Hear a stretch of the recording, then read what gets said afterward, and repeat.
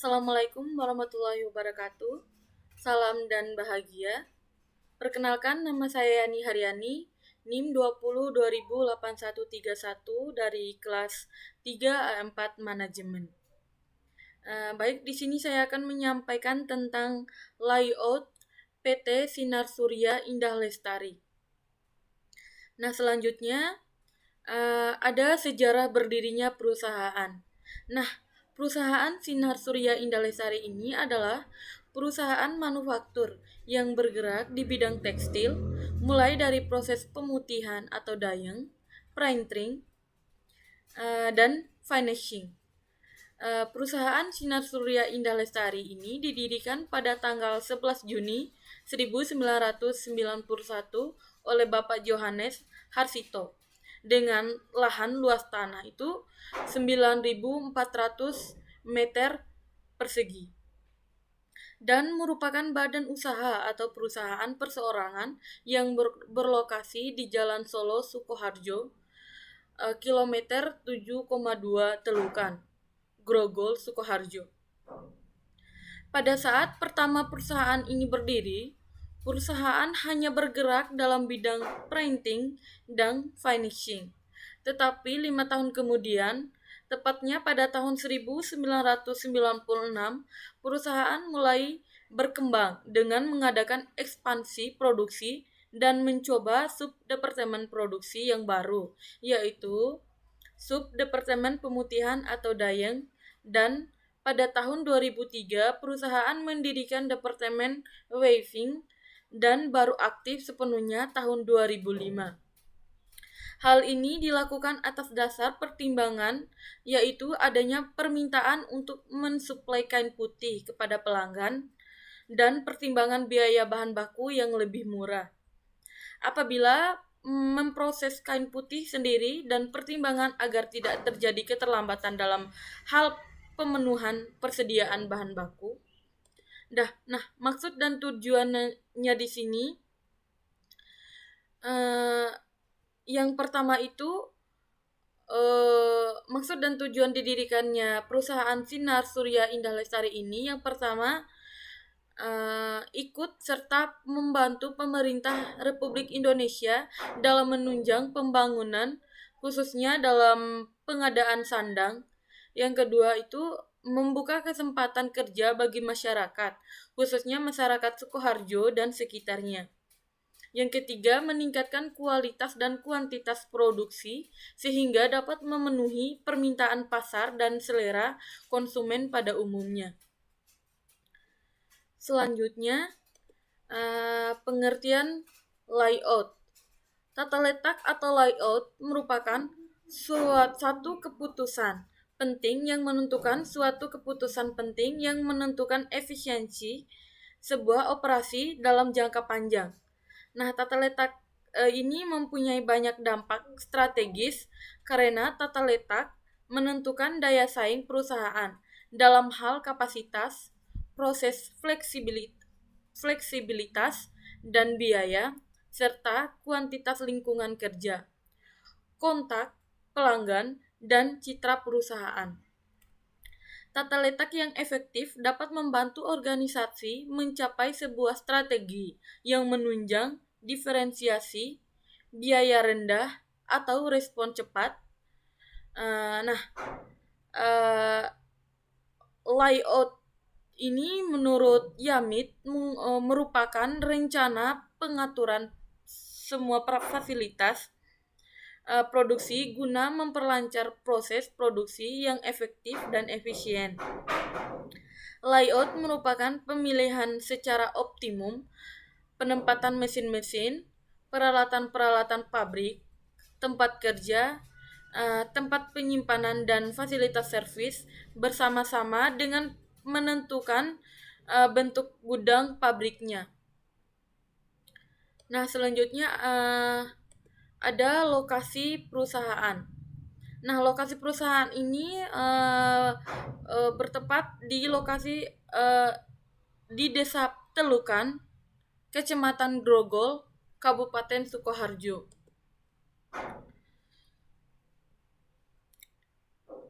Nah, Perusahaan ini berada di tempat yang strategis karena lokasi ini mudah dilalui jalur transportasi.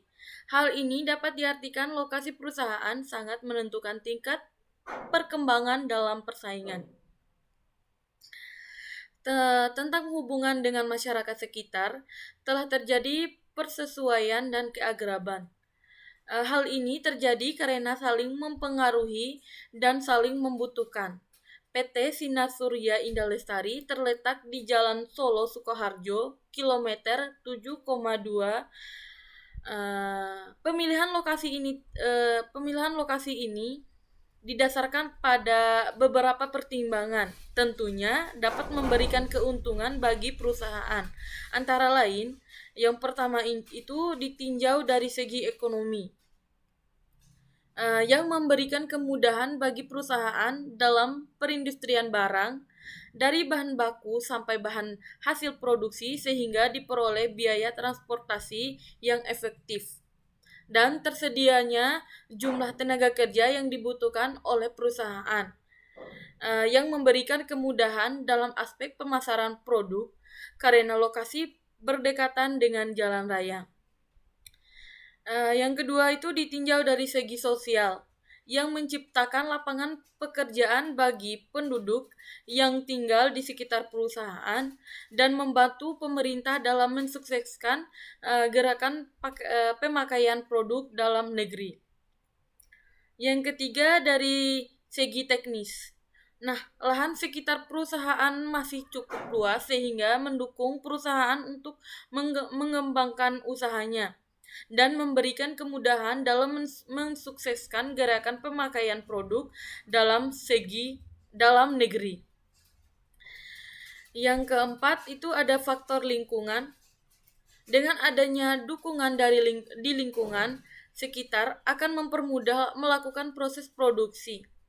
Tetapi perusahaan juga harus memperlihatkan lingkungan sekitar agar tidak mengganggu masyarakat sekitar, seperti mengelola limbah hasil proses produksi dengan baik dan membuang limbah yang sudah tidak berbahaya melalui saluran yang sudah ditentukan, serta mengurangi kebisingan agar tidak mengganggu masyarakat sekitar. Selanjutnya, struktur organisasi perusahaan. Nah, dalam mencapai tujuan, suatu perusahaan menentukan struktur organisasi yang baik. Nah, struktur organisasi ini merupakan suatu prosedur untuk menggolongkan tindakan yang diperlukan manusia kepada sebagian atau seseorang untuk memimpin golongnya, disertai dengan adanya pembagian tugas, wewenang dan tanggung jawab agar dalam pelaksanaan tugasnya itu dapat bekerja secara efektif dan efisien untuk mencapai tujuan perusahaan. Dengan adanya struktur organisasi yang jelas dan teratur, akan dapat ditentukan adanya pembagian tugas, wewenang dan tanggung jawab terkoordinir dari masing-masing personil yang memangku jabatan dalam suatu organisasi. Nah, pembagian tugas dan tanggung jawab di sini dapat dibagi sebagai berikut. Yang pertama itu ada owner. Penanam modal mempunyai tanggung jawab atas berdirinya perusahaan serta menanggung segala yang dialami perusahaan. Yang kedua itu ada direktur. Nah, tugas direktur ini adalah tugas dan tanggung jawabnya itu adalah yang pertama, mengawasi jalannya perusahaan serta membuat keputusan-keputusan penting bagi perusahaan. Selain itu, direktur juga bertanggung jawab untuk menjalin hubungan dengan pihak ekstern. Yang kedua, bertanggung jawab atas seluruh pelaksanaan kegiatan berdasarkan kebijaksanaan yang telah ditentukan. Yang ketiga, mendelegasikan sebagian tanggung jawab dan wewenang kepada bagian sesuai dengan bidang masing-masing. Selanjutnya ada HRD dan GA. Tugas dan tanggung jawab dari HRD dan GA ini adalah melaksanakan penerimaan karyawan baru, membuat tata tertib bagi karyawan, mengawasi absensi karyawan, dan mengawasi pelaksanaan pembayaran gaji dan upah karyawan, melakukan pemutusan kerja pada karyawan yang melanggar peraturan yang ditetapkan, dan mengelola mengusahakan kesejahteraan sosial bagi karyawan sesuai dengan peraturan Menteri Tenaga Kerja maupun Undang-Undang Ketenagakerjaan. Yang keempat ada accounting dan finansi. Tugas dan tanggung jawabnya itu adalah yang pertama menyelenggarakan pencatatan dan pembukuan seluruh transaksi dan dilakukan oleh perusahaan secara periodik. Yang kedua, menyelenggarakan pembukuan dan menyusun laporan keuangan perusahaan. Yang ketiga, menjamin terjadinya seluruh pencatatan transaksi perusahaan dan laporan keuangan secara periodik untuk perencanaan dan pengendalian perusahaan.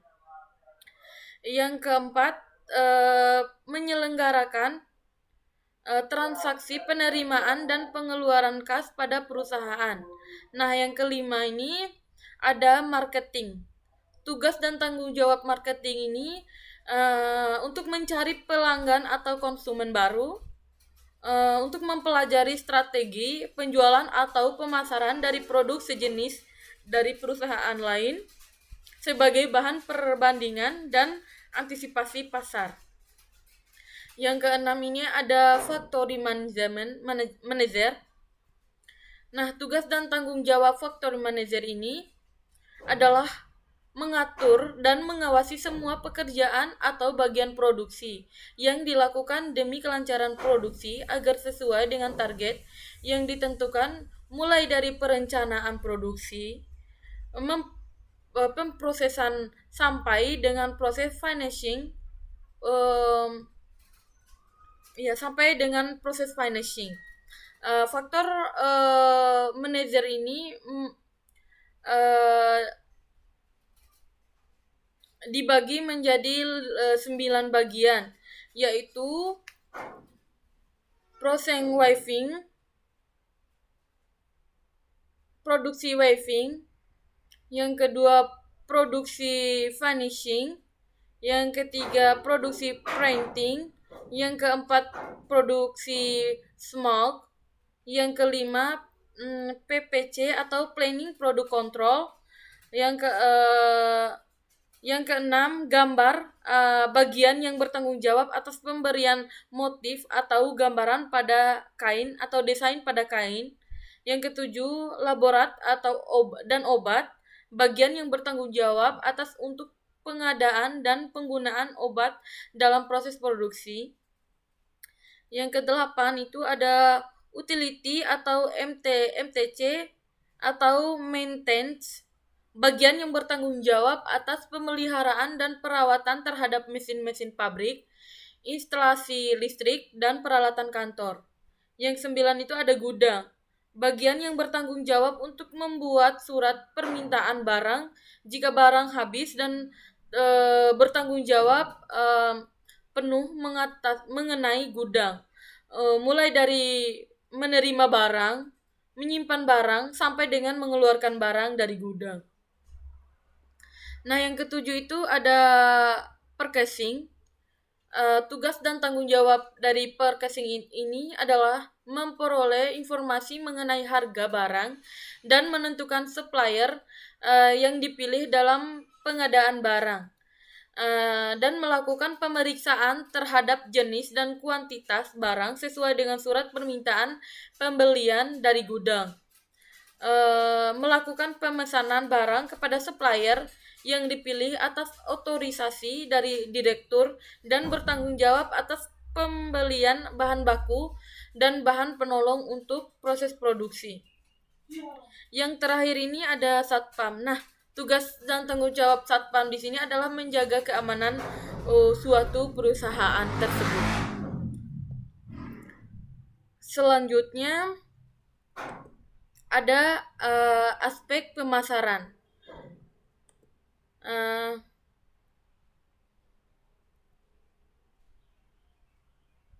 Nah, aspek pemasaran ini terdiri dari yang pertama itu daerah pemasaran. Produk yang dihasilkan perusahaan adalah berupa kain cetak, sablon dengan tangan atau handprint. Bahan baku yang digunakan ada beberapa macam, diantaranya raffon atau shantung dan caton atau prima. Tergantung pemesanan pembeli. Kain cetak tersebut merupakan bahan baku untuk membuat daster, rok anak, kemeja, spray, dan berbagai macam bahan pakaian wanita lainnya. Pemasaran produk hanya untuk pasar lokal, yaitu di kota Solo. Yang kedua itu ada saluran distribusi. Nah, untuk memudahkan menghemat biaya distribusi, maka perusahaan sistem mendistribusikannya dengan melayani pelanggan secara langsung tanpa perantara agen dalam melakukan pengiriman menggunakan alat transportasi truk. Yang ketiga itu ada kebijakan harga konvensional. Nah, kebijakan harga yang ditetapkan oleh perusahaan berdasarkan harga konvensional, yaitu harga disesuaikan dengan besar kecilnya biaya produksi yang ditanggung perusahaan. Biaya-biaya yang mempengaruhi penentuan harga antara lain biaya bahan baku, harga bahan penunjang, biaya tenaga kerja langsung, dan biaya tenaga tidak langsung. Selanjutnya ada proses produksi. Nah, proses produksi ini di PT Sinar Surya Indah Lestari menggunakan benang sebagai bahan bakunya dan obat pewarna serta tepung tapioka sebagai bahan penolongnya. Obat pewarna digunakan untuk memberi warna pada kain, sedangkan tepung tapioka untuk proses pengajian agar kain menjadi kaku. Dan adapun alat yang digunakan dalam proses produksi pada perusahaan ini adalah yang pertama mesin warping. Fungsinya untuk penggulungan benang menjadi kain. Yang kedua mesin racing, memisahkan benang dari proses pengajian. Yang ketiga meja curing, digunakan untuk membuat gambar pada kertas kalkir, kemudian di blade kain. Yang keempat itu ada mesin flat, digunakan untuk memberi gambar pada kain. Selanjutnya mesin staging atau pengajian, berfungsi untuk memperkuat, memperlicin, dan menidurkan bulu benang. Selanjutnya ada mesin PW, dalam proses membantu proses penenuan agar benang dapat melakukan gerak naik turun. Selanjutnya ada mesin loom. Mesin loom ini berproses membantu benang menjadi kain grey. Ada mesin inspecting, digunakan untuk memeriksa hasil produksi atau menyampung kain. Dan ada mesin bakar bulu, digunakan untuk membakar serat bulu yang ditimbulkan dari sisi benang tenun atau weaving. Dan selanjutnya ada mesin curing atau slider drain 1, berfungsi untuk mengurangi kadar air yang masih menempel di kain setelah melalui proses cuci dan dari mesin haspel. Yang selanjutnya ada mesin curing atau slider drying yang kedua. Untuk mengeringkan supaya kain bisa di finishing atau diberi obat, bisa meresap dengan baik atau halus. Yang selanjutnya ada mesin haspel untuk membersihkan atau mencuci kain grey dari bakar bulu supaya kanji yang menempel bersih, dan untuk mencuci printing atau batik supaya hasil kain tidak luntur. Selanjutnya ada mesin jagger. Nah, mesin jagger ini berfungsi untuk proses kain dari buang kanji handspel untuk diproses. Selanjutnya ada mesin stainer, digunakan untuk mencuci kain setelah di printing. Fungsi mesin ini untuk melembutkan kain supaya kelebaran atau ukuran sama rata maksimal untuk rayon 115 cm dan 90 cm. Yang terakhir itu ada mesin folding, digunakan untuk melipat kain supaya rapi dan rata.